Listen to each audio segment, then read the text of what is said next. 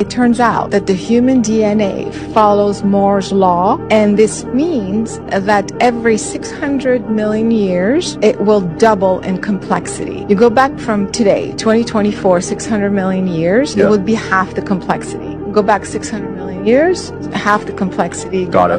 Does that make sense? Yeah. And so if you did that, you get to the original point where it doesn't, you can't go back anymore. And that original point, meaning, is when the first human DNA was born, let's say, and that turns out to be 9 billion years ago. So if the human DNA is 9 billion years old, but planet Earth is how old? 5 billion years? This means that the human DNA is older than the planet. Wow. So where was it? That's proof that the human DNA existed somewhere else Interesting. and was implanted on planet Earth.